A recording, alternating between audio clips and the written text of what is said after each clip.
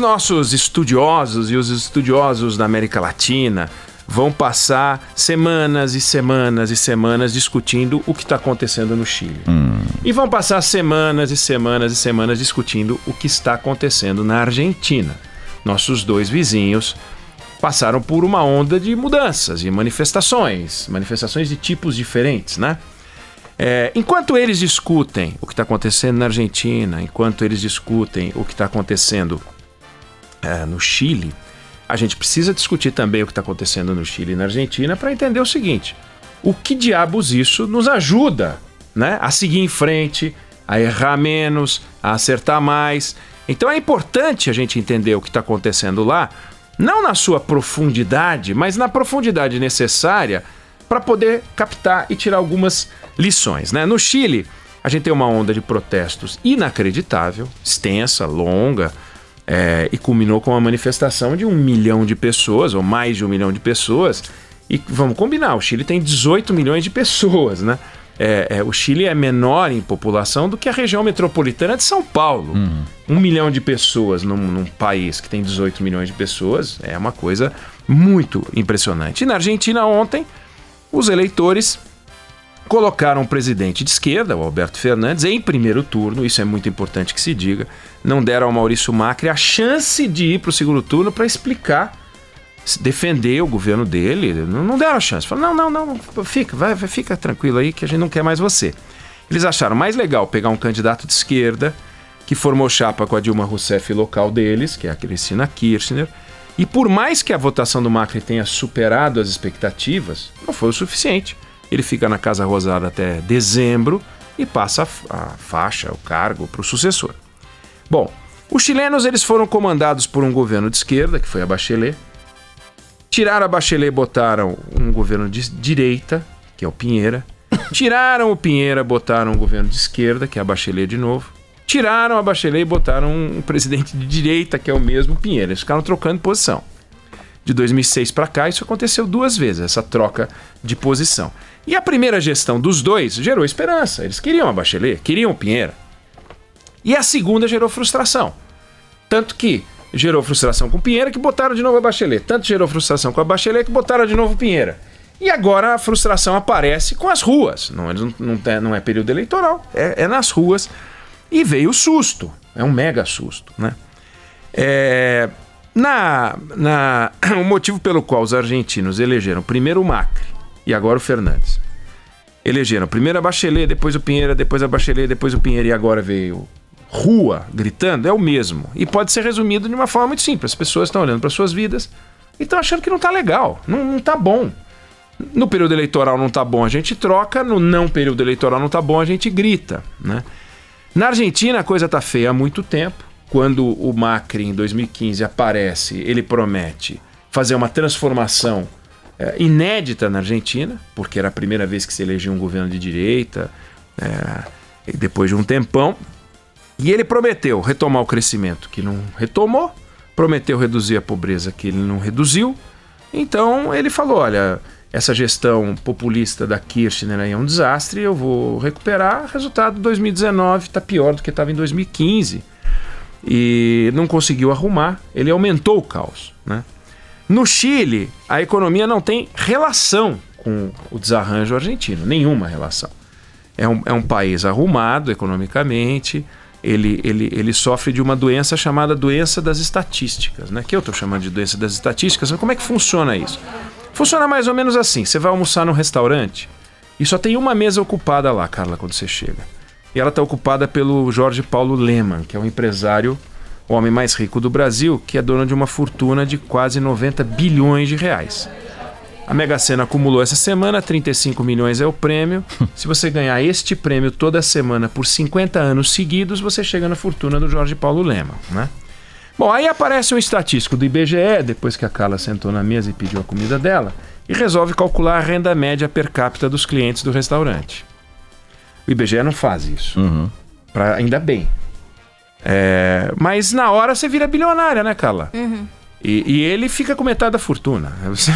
Ficam 2 pessoas de 45 bi de reais. Redistribuição de renda é isso aí. Na hora é isso. Eu falo, caramba, olha só, a renda média desse restaurante é 45 bi, né? A Carla A cara já fica rica pra cacete, o Lehman toma um susto, perdeu metade da fortuna. Bom, a estatística não tá errada. Só que ela não quer dizer nada, porque termina o restaurante, né, cara? Você tem que pagar a conta, fica calculando o cartão de crédito, e ele não tem que fazer cálculo nenhum, porque ele tem 90 bi. Né? O Chile é mais ou menos isso, entendeu? O Chile é mais ou menos isso. Você tem dados econômicos médios bons, mas a distribuição interna das coisas não é lá essas coisas. A do Brasil é pior do que a do Chile, né? Só que por alguma razão, o excesso de problemas que a gente tem para resolver, e com o desemprego, a gente não está gritando como já gritou em 2013. Né? E eles saíram para um grito, reclamando de uma renda baixa, média, de um modo geral, né, para a maior parte da população, não média, e de uma aposentadoria baixa também para a maior parte das pessoas, e gerou uma onda de protestos grande. Essa bomba chilena estourou num governo de direita. E a bomba argentina estourou num governo de direita também. Né? E nós temos um governo de direita.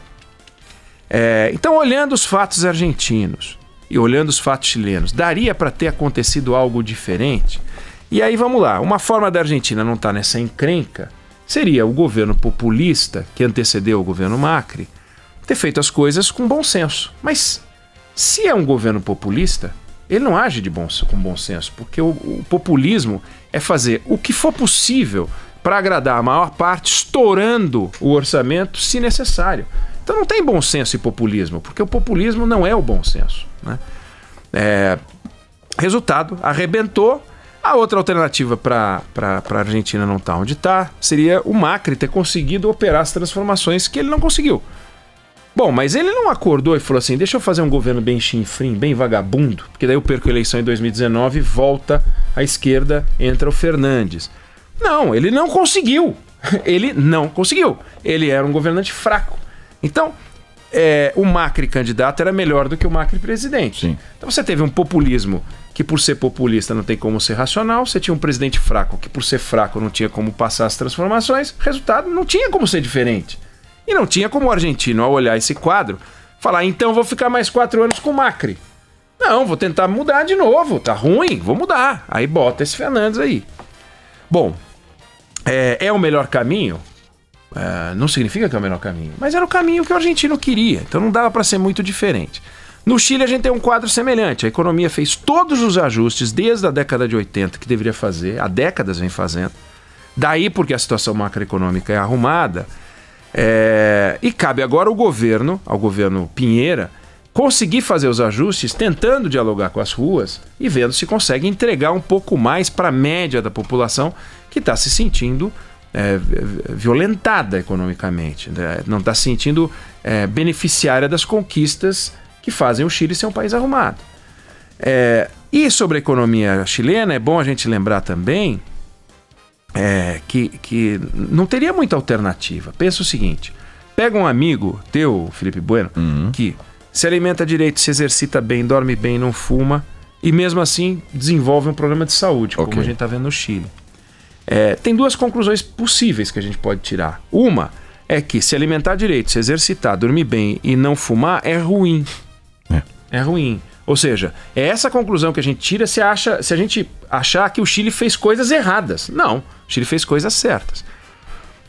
A gente não pode agredir a ciência, nem a ciência econômica, nem a ciência. Se bem que a economia não é exatamente uma ciência, mas vamos lá. A gente não pode desprezar as evidências, a gente não pode acreditar em bruxaria, a gente não pode acreditar que as pessoas têm que comer só torresminho e cerveja, fumar feito uns cães, não dormirem e tudo bem. Não é assim que vai dar certo. Não vai dar certo. Se você fizer tudo errado, dará errado. O que o Chile está dizendo é que se ainda que você faça tudo certo, pode não dar certo do jeito que você quer. Né? Então, aos mais apaixonados, os argentinos deveriam, os mais apaixonados pela direita, digamos assim, os argentinos deveriam insistir com o Macri? Por quê? Né? Os mais apaixonados pela esquerda, os argentinos não deveriam ter tentado o Macri? Por quê? O populismo arrebentou a Argentina. Né? E a mesma coisa no Chile, os apaixonados pela esquerda vão dizer, tá vendo? Não pode fazer uma economia liberal desse jeito. Não faz sentido. Né? Bom, aí chegamos ao Brasil. A economia brasileira não está bombando com o Bolsonaro. Não está bombando. A equipe econômica prometeu zerar o déficit até o final do ano está aí, não vai zerar o déficit coisa nenhuma. A equipe econômica prometeu fazer uma mega privatização que colocaria para dentro R$1 trilhão, não está fazendo. Pode ser que faça, eu torço para que faça, falo sobre isso com entusiasmo, não que não está fazendo, mas que pode fazer, gostaria que estivesse fazendo, mas não está fazendo. A avacalhação da política que o PT promoveu foi afastada? Foi afastada.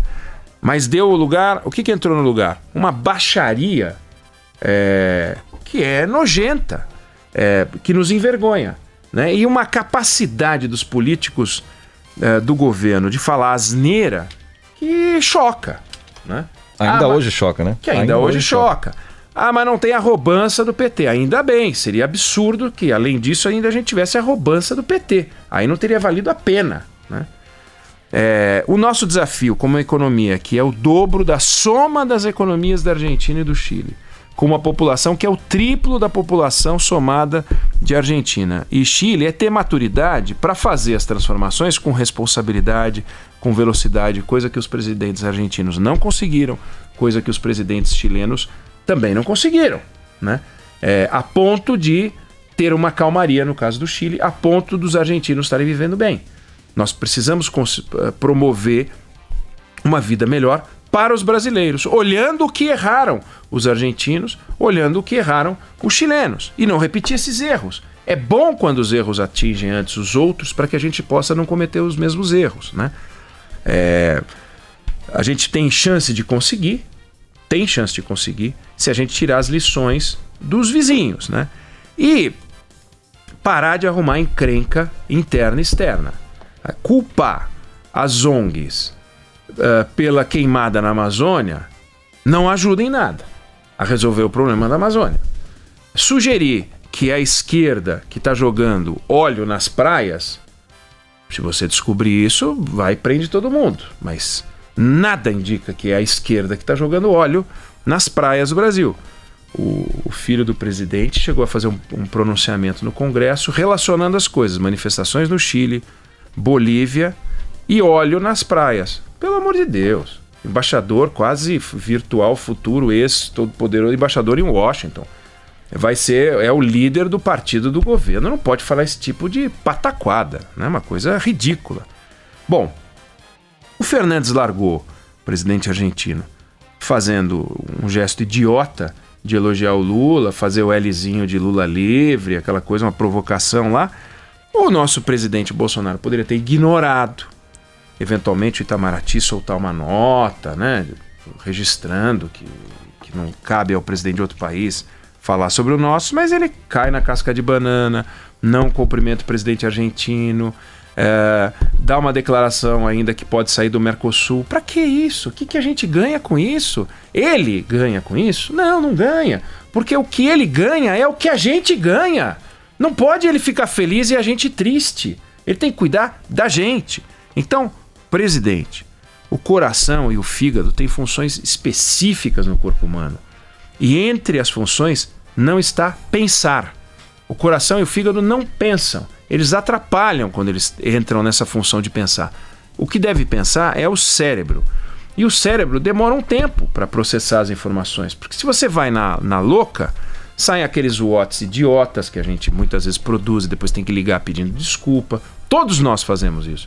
Mas o presidente da República, como ele tem 57 milhões de cérebros nas costas e a responsabilidade de cuidar dos outros 150 que não apostaram nele, mas que são brasileiros como aqueles que apostaram nele, mesmo os que votaram no PT, ele não pode se dar o direito de falar o que ele quiser. Porque o que ele fala atrapalha quando não é algo que contribui, ou atrapalha ou contribui. Então, na dúvida, silêncio, e na certeza se pronuncia, para que o Brasil possa ter uma boa relação do Palácio com o Congresso, do Palácio com o Poder Judiciário, do Palácio com o governo estadual, com os governos municipais, e agora, sobretudo, que tem um sujeito que é provocador. A hora que chega o presidente e faz o Lzinho do Lula, quando deita o Lzinho vira arminha, então fica o L deitado, que é a nossa arminha, com L de pé, que é o Lula livre, e onde que vai dar os dois países que juntos têm uma força econômica grande e separados não valem muita coisa, porque aí ficam fragilizados. Então, é importante que a gente aprenda as lições de lá e não contribua com os nossos erros. Vamos tentar juntar os erros deles para tirar lição e juntar a isso os nossos acertos.